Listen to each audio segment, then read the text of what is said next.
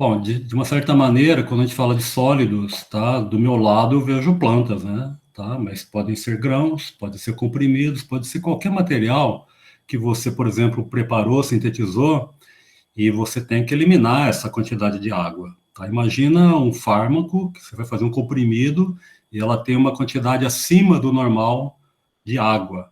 Então, isso seria um desastre, né, para o processamento, para a confecção do comprimido ou das cápsulas. Tem a ver também com a presença com a possibilidade de crescimento de micro-organismos, tem uma série de coisas aí que a umidade favorece. Imagina ter um grão de café que não está adequadamente seco, né? Ele foi torrado, mas ele pegou umidade. Isso também não é muito bom, né? Agora, assim como assim, a questão da estabilização do material pela secagem, estou falando de plantas, né, grãos, é bastante importante. Senão, você tem aqui, né, complicações, tá? Imagina uma soja contendo um monte de fungos, né? Você vai querer exportar isso, né? Tá? Então, isso é bastante complicado. Em condições de pesquisas, né, quando você tem que coletar material, isso a gente percebe que é um problema bastante sério se você não usar de uma certa criatividade. Se você coloca a tua planta dentro de um saco plástico, obviamente ela vai ter maior dificuldade para secagem, né? Então você tem que colocar em sacos desse tipo aqui, todo, né, aerado, né? E deixar o ar, ou colocar numa sala com ar condicionado. Enfim, você tem que encontrar procedimentos para secar esse material rapidamente. Caso contrário, ele começa a apodrecer. Tá? Se você deixá-la compactada, tá? Ela começa a amarelar, você começa a perder ali as características originais. Então, uma saída é você colocar em estufa, mas imagine se você coleta uma variedade muito grande de material, e aí você tem uma fila na estufa, né? Você pode colocar aqui bandejas, tá? E fazer com que esse material vá secando, mas em geral o que a gente faz é colocar no chão mesmo, em cima dessas grades, tá? E ou dentro da capela, onde você tem uma passagem de ar, ou você coloca sob a ação de uma ventilação do ventilador, tá? Ou você coloca sob uma lâmpada de infravermelho, ou aqui, né, que eu fiz em casa, né, que aqui é um receptor de TV. A geladeira também é muito bom, você coloca o tênis ali, né? Então, acho que vocês já talvez tenham feito isso, né?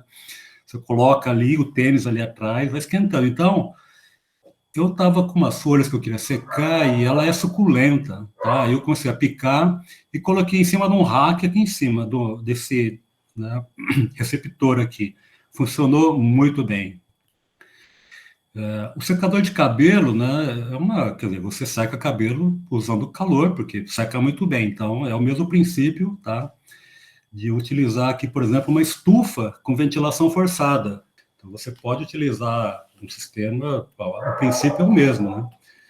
E nós utilizamos também um secador de cabelo em condições de laboratório. Mas antes a gente utilizava um secador de cabelo a uma baixa temperatura dentro da estufa, tá? Da capela, perdão, e com os vidrinhos ali tomando esse ventinho. Funcionava, mas você está aquecendo a amostra, né? Então, por um período prolongado. Então, isso não é muito adequado, né? Em escala industrial, né, vamos dizer assim, você pode secar grãos, tá? Então, você provavelmente aqui eu não sei exatamente como funciona, mas a ideia é que o ar ele é circulado aqui de baixo para cima e vai saindo aqui por cima, tá? Isso aqui são secadores de grãos. Por uma condição de pesquisa, mas também poderia ser em escala industrial.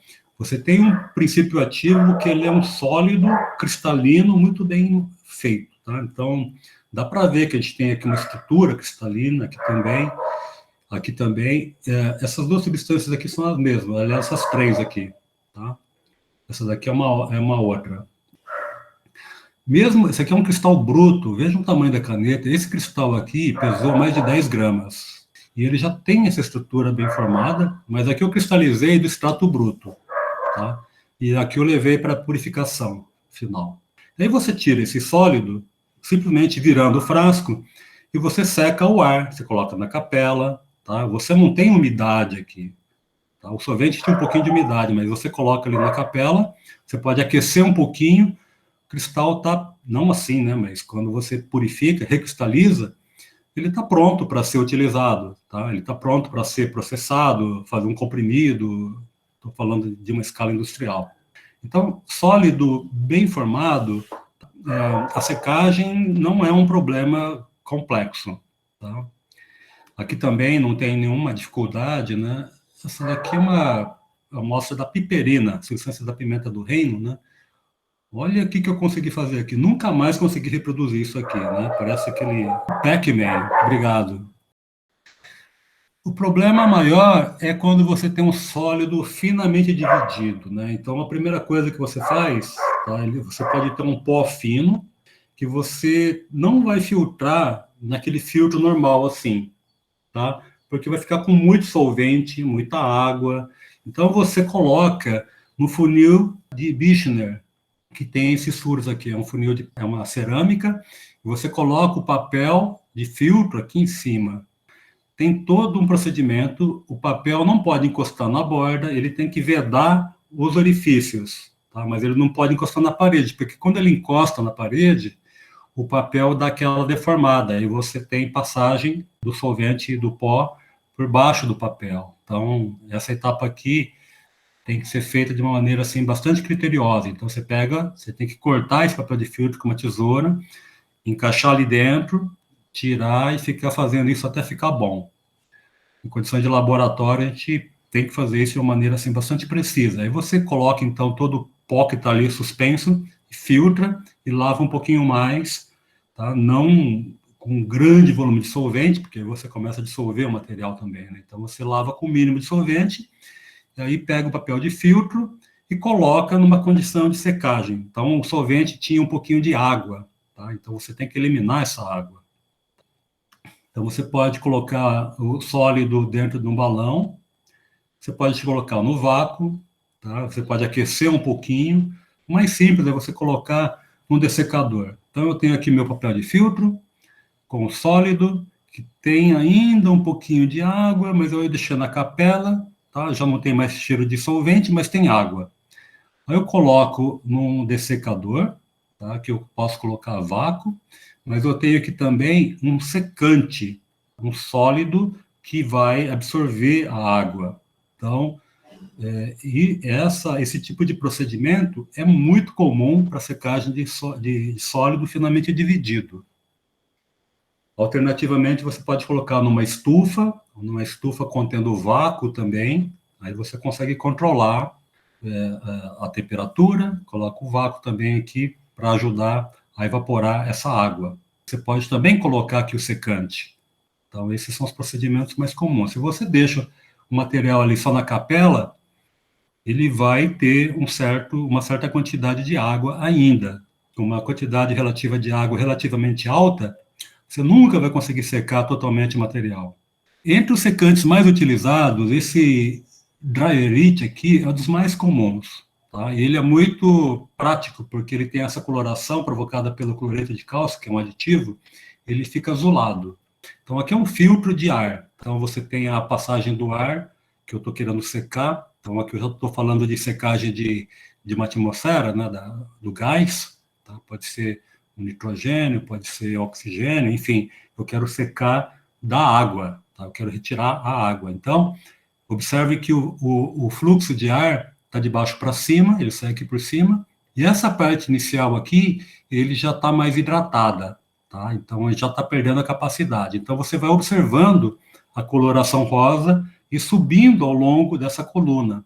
Isso significa que o cloreto de cálcio, que era azul anidro, ele está ficando hexaidratado, ele vai ficando com essa coloração rósea. Tá? Então, isso é muito prático, porque você tem ali esse secante, que pode estar ali no fundo de um dessecador, e você está vendo ali a quantidade de água que ela está pegando.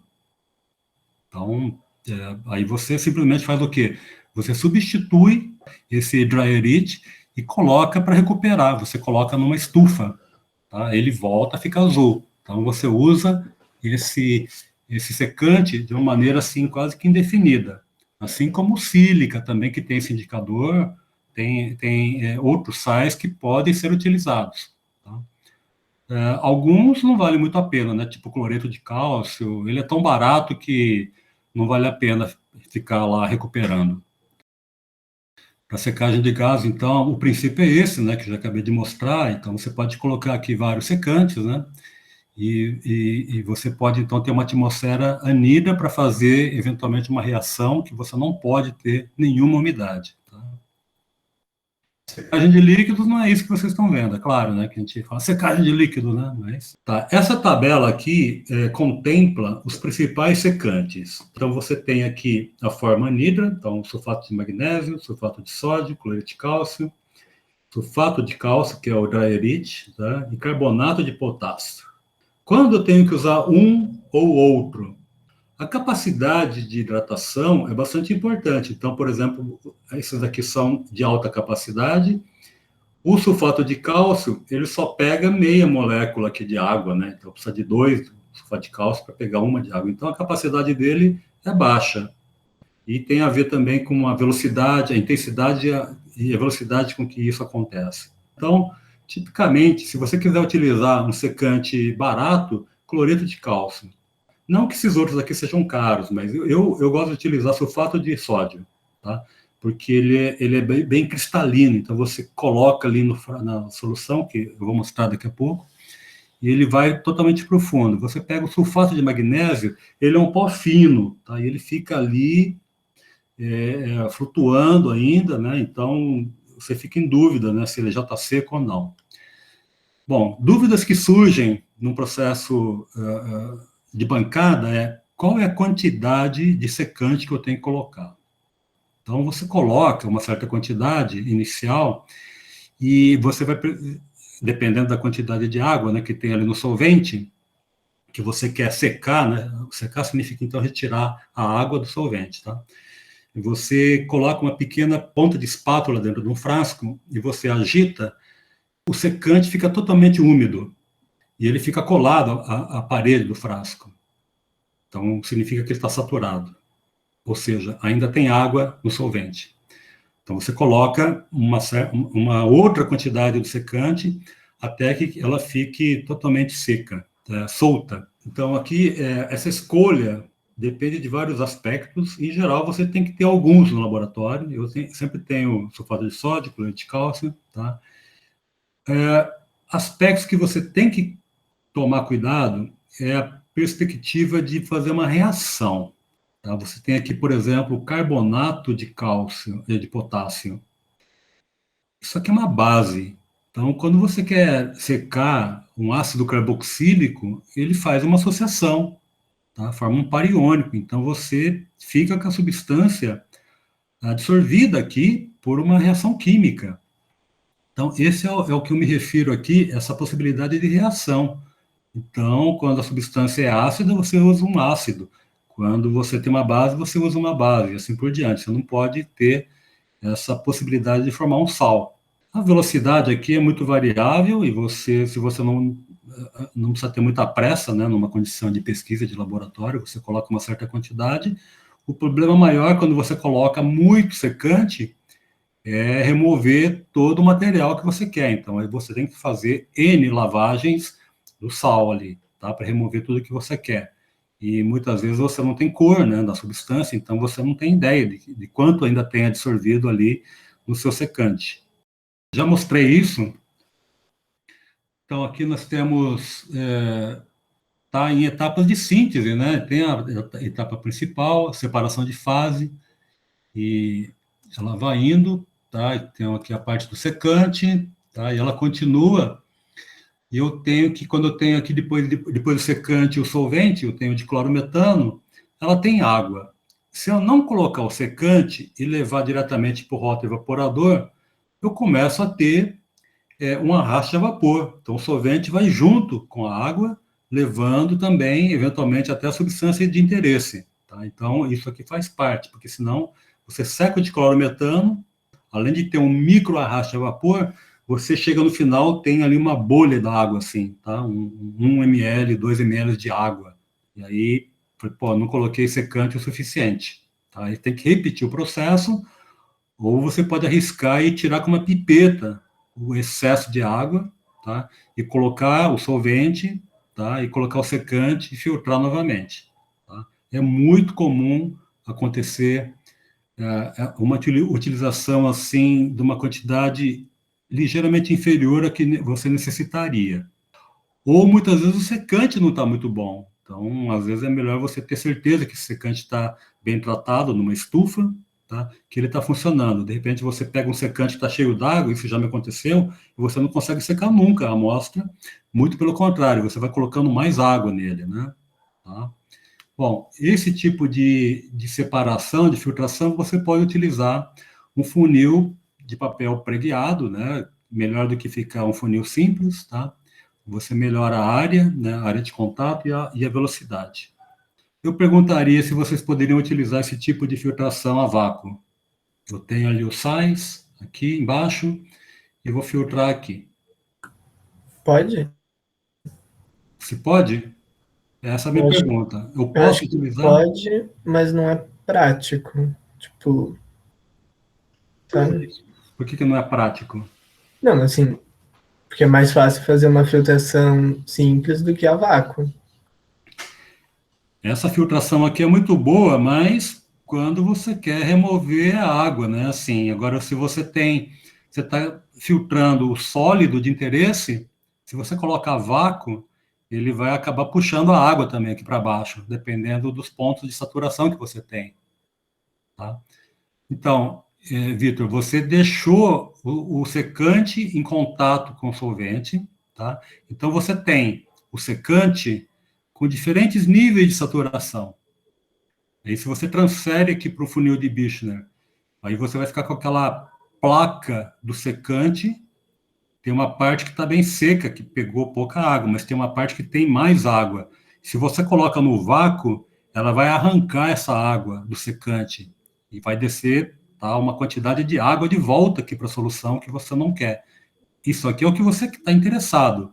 É o solvente contendo a tua amostra e aqui o secante com a água. Tá? É diferente daquela filtração que eu estou interessado no sólido. Neste caso aqui, eu não estou interessado no sólido, estou interessado no que passou, e aqui só teria ficado a água. Então, eu não posso utilizar vácuo nesse caso aqui, seria um erro técnico. Pera, professor, Sim, assim, deixa eu ver se eu entendi. Na de cima, só passa pelo filtro, nesse exemplo, a chalcona e o diclorometano, e fica retido o sulfato de sulfato de magnésio sódio, hidratado. magnésio, sim. Ah, e, tá. e um pouquinho da água. Aí o que você faz é colocar um pouquinho mais de cloro puro, tá? Sem a Uhum. água, é claro, né? Se você tiver um dicloro mais seco, seria melhor. E aí você lava o papel, lava, né, a superfície do secante para não perder material aqui. Se você tiver 100 miligramas da amostra, se você utilizou aqui 2 gramas de secante, perigo você perder aqui uma quantidade considerável do teu material, né? Tá? Entendi. Então, tem que tomar muito cuidado e lavar com muita parcimônia aqui, tá? Agora, se você coloca aqui, filtra e joga um super vácuo, aí um abraço, né? Você está perdendo a tua amostra. Você está jogando água na tua amostra de volta. É diferente daquela filtração que eu queria o sólido. Ali eu posso passar vácuo, eu estou tirando umidade, inclusive. Eu deixo ele passando o ar um bom tempo, né? Tá? A proposta aqui é diferente. Então, não se usa nunca esse tipo de filtração a vácuo para eliminar o secante. Tá? Caso contrário, você puxa a água de volta para o teu solvente que tem a substância de interesse.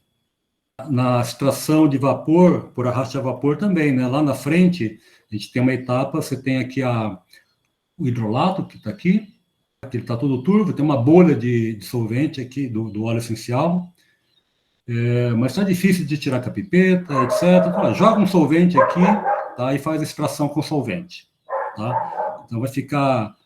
Bom, aqui tem na verdade, eu estou fazendo aqui a extração, aqui tem tudo ele. Se eu quiser não fazer extração quimicamente ativa, né, eu não boto hidróxido de sódio, né, eu vou direto para a secagem, seco e concentro. Aqui eu estou fazendo a extração com hidróxido de sódio, e aqui eu coloco de volta para recuperar, né, eu coloco o ácido, coloco solvente de novo, aqui está na fase aquosa, coloco solvente de clorometano, e aí eu seco no final com sulfato de sódio, de magnésio. E aqui, do diclorometano, eu também posso fazer a secagem e levar ao rotoevaporador. Está faltando também essa outra etapa de secagem aqui. Tá?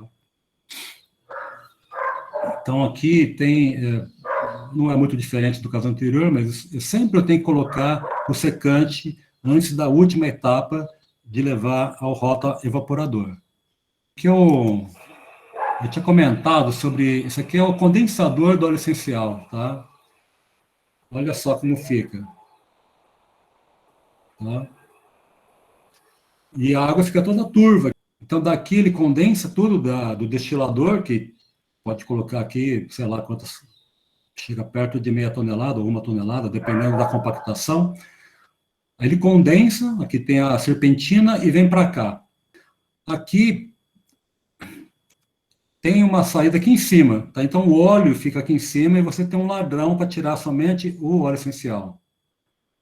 E foi esse aqui o caso que eu peguei então essa água turva e coloquei o sal, cloreto de sódio, para fazer aquela melhor partição, tá? Então essa água aqui sai por baixo, ele estava jogando fora uma água, um hidrolato concentrado, tá? Com o óleo essencial. Eu achei também um vídeo aqui que fica bem claro como faz essa extração. Aqui eu tinha água, fui jogando então de clorometano.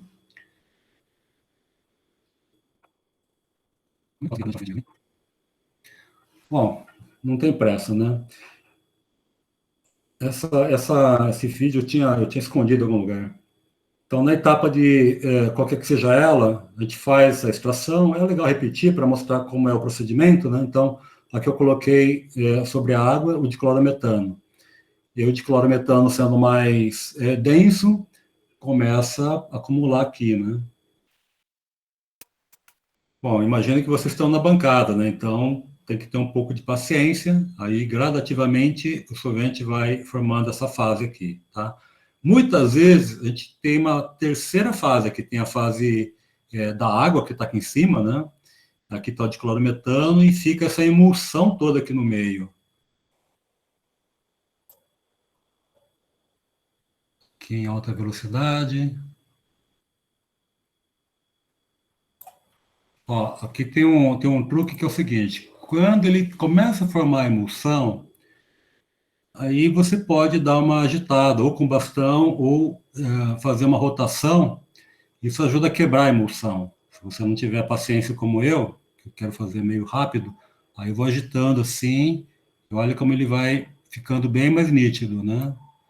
Então aí vai, ele fica assim, cada vez mais nítido. Mas o solvente aqui, o diclorometano, ele está saturado de água, tá? Porque ele teve esse contato íntimo aqui, tá? Então, eu tenho que colocar a etapa, o que me interessa aqui é o diclorometano, eu tenho que fazer a secagem dele, porque se eu simplesmente cortar aqui no funil, tirar essa fase aqui, eu vou para o rotoevaporador e vou ter um monte de água.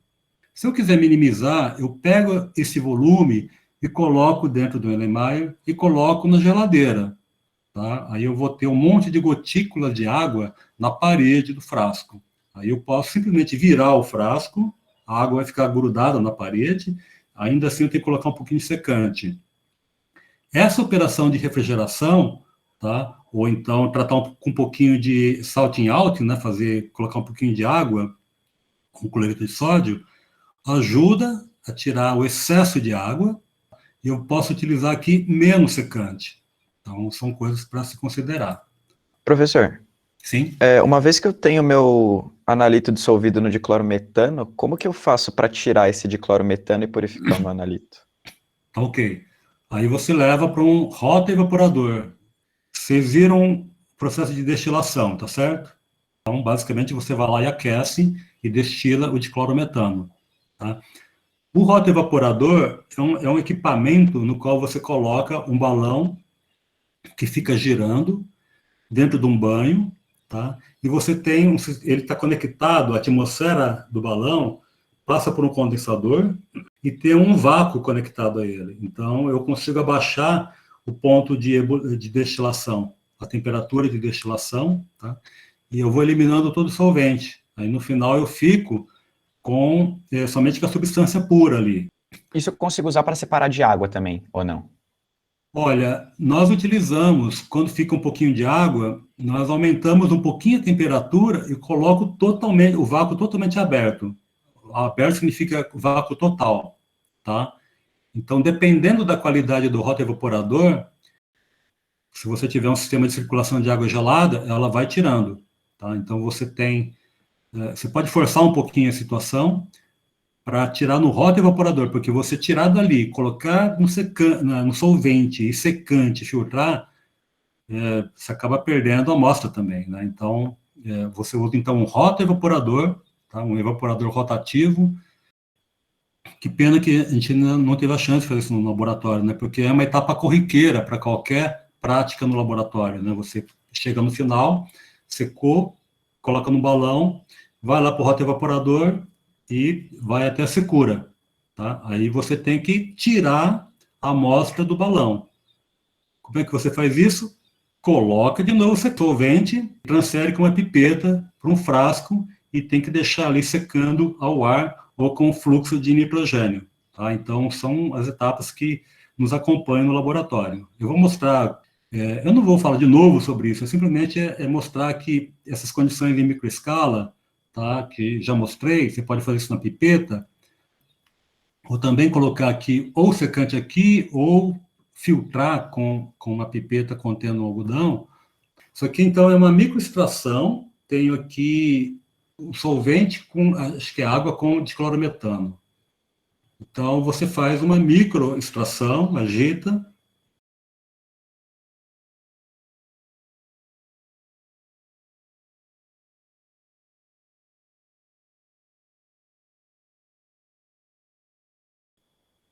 E aí o dicloro vai aqui para o fundo. Tá? E aqui em cima tem água com a emulsão do solvente orgânico. Gradativamente ela vai melhorando, então tem que ter um pouco de paciência. Então, o que eu faço depois de um certo tempo? As atividades são 3 ali, né, que estão no mudo, tá? Eu venho com uma pipeta, eu puxo a fase que me interessa e transfiro aqui para um frasco. Aí eu estou repetindo a operação.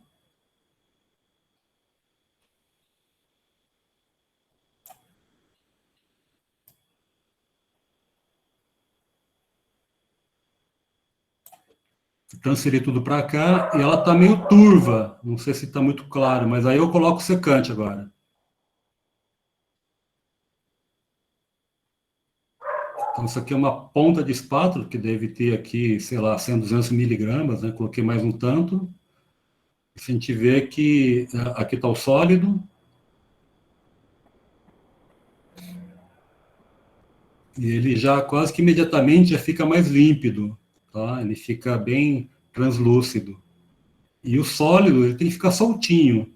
Se ele ficar grudado, como se fosse uma placa, significa que ele está saturado, tá? E aí vamos em frente, que o tempo é curto, né? Aí eu puxei com a pipeta e filtrei numa ponteira, tá? Aqui é a ponteira de pipeta automática, que tem um algodão na ponta, tá?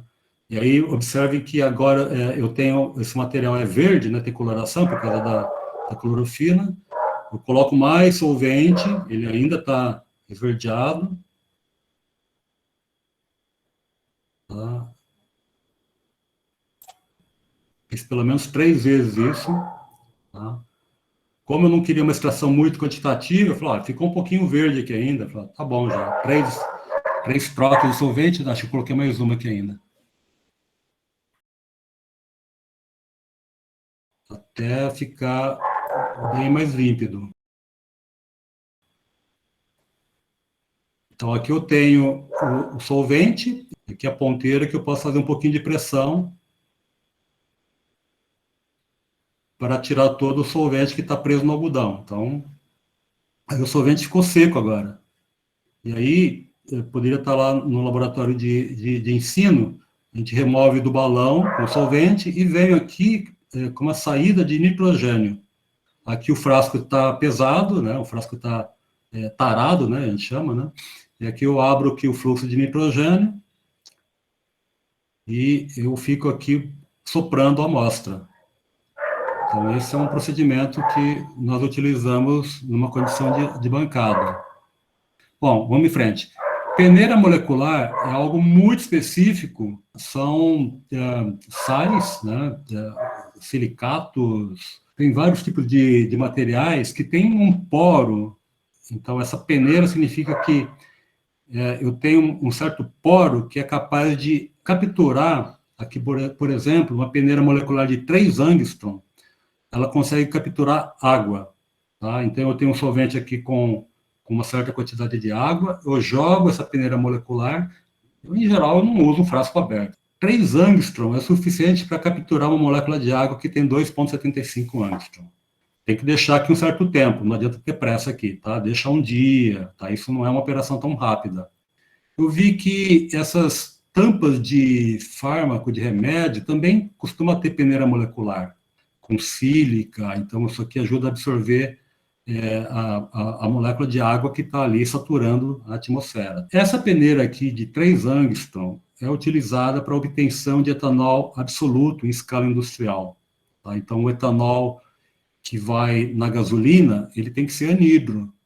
E quando você obtém o etanol, como ele forma o azeótropo com a água, ele nunca passa de 96%, né? Vocês sabem disso, né? Então, ele forma um azeótropo que se destila a uma temperatura e uma composição constante. Então, eu nunca consigo eliminar essa água do etanol, a não ser que eu faça esse tratamento aqui, ou então eu coloco um secante muito forte para tentar minimizar a quantidade de água que está no etanol.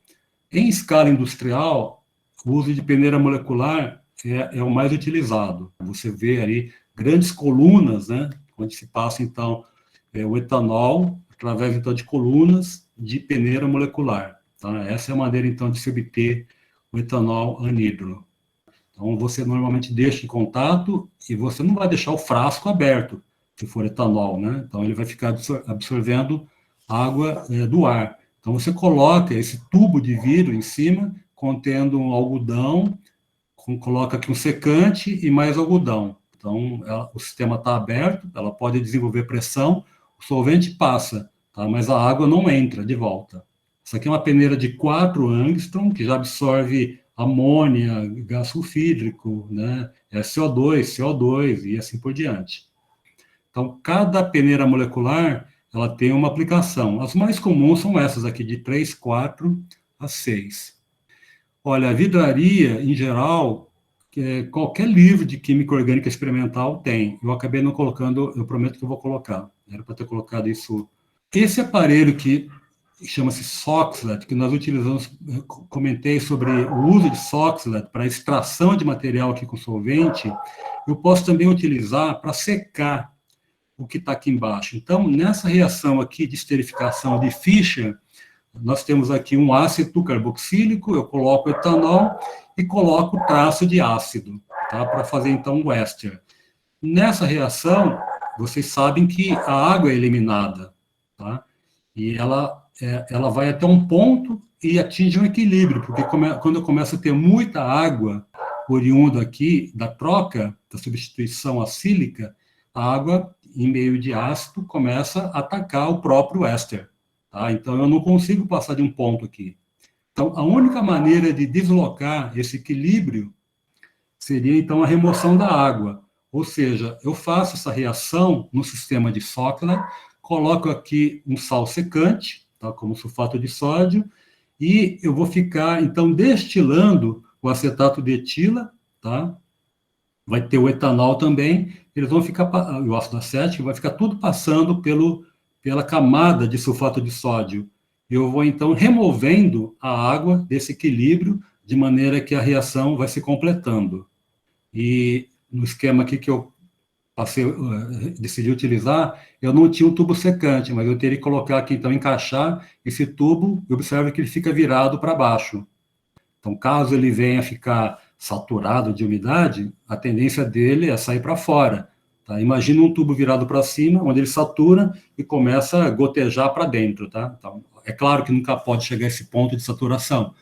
Quando ele começa a ficar meio que empapado, vamos dizer assim, o ideal é trocar. Né? Então, tem que tomar um pouco de cuidado com isso e colocar aqui, por exemplo, um cloreto de cálcio, que é o mais comum, o tubo fica sempre virado para baixo aqui, tá? Numa condição de refluxo também, você pode... Aqui eu estou simplesmente fazendo o refluxo, isso aqui é um tubo de adição, tá? Eu posso fazer uma reação e ter um outro dispositivo para adicionar outros componentes, mas eu não quero que o sistema aqui tenha contato com uma atmosfera úmida, então eu coloco aqui um tubo secante e a minha atmosfera está seca, e aqui eu não tenho passagem de ar, eu tenho passagem do ar aqui em cima, tá? Mas eu poderia também colocar um tubo secante, eu não posso fechar esse tubo aqui, tá? O condensador, porque eu tenho pressão aqui, tá? Então ele tem que ser um sistema aberto, mas eu não posso permitir que o ar úmido traga umidade para a minha reação. Outras maneiras de eliminar água seria esse equipamento aqui chamado de Dean Stark. Então, eu posso pegar o etanol contendo umidade aqui e colocar, por exemplo, um outro solvente, como... Bom, benzeno nós devemos evitar, né, porque ele é bastante carcinogênico, a gente pode substituir por tolueno, por ciclohexano, e ele vai destilar primeiro, formando outro azeótropo. Tá, o etanol está na forma de azeótropo, mas eu coloco um outro solvente, um terceiro solvente, que forma também azeótropo com a água. Aí ela vai destilar, tá? E aqui, por exemplo, no caso do ciclohexano, ele vai ficar em cima e ele começa a separar da camada de água. Então eu posso abrir aqui e remover essa água, até não ter mais a formação de camada aqui. Então é um dispositivo bem interessante também, caso você queira eliminar uma grande quantidade de água que está no seu sistema aqui. Tá? Quando secar o solvente, por que ele é tão assim, importante? Tá? Então, quando você trabalha, por exemplo, com organometálicos, com enolatos, tá? Que são, então, espécies desse tipo aqui, onde o carbono ele é bastante básico ou nucleofílico. Se eu tiver água aqui, o carbônio, entre aspas, vai atacar a água e vai formar o hidrocarboneto, vai decompor o sal. Tá? Então, numa reação de Grignard, o éter, tá, que é utilizado para estabilizar, né, o reagente de Grignard, ele complexa com duas moléculas de um éter, né, através do oxigênio, por cima e por baixo aqui. Então, o éter tem que estar hiper seco, senão a reação não vai para frente. Então, aqui eu preparo o reagente de Grignard e vou reagir, por exemplo, com composto carbonílico. Essa é uma das principais aplicações da reação de Grignard. Aqui é química orgânica básica, tá?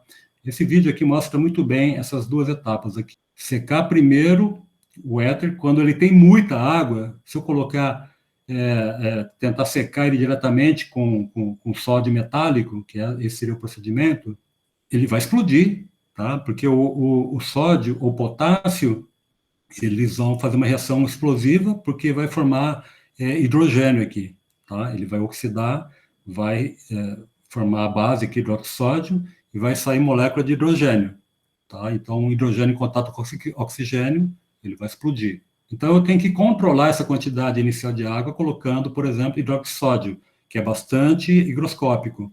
Ele vai absorver toda a parte da água, e depois eu coloco aqui, ainda tem um pouco de água, eu coloco sódio ou potássio metálico e coloco esse indicador aqui, benzofenona, que quando está seco, ele começa a ficar azulado, indicando que tem essa espécie aqui chamada de radical cetil.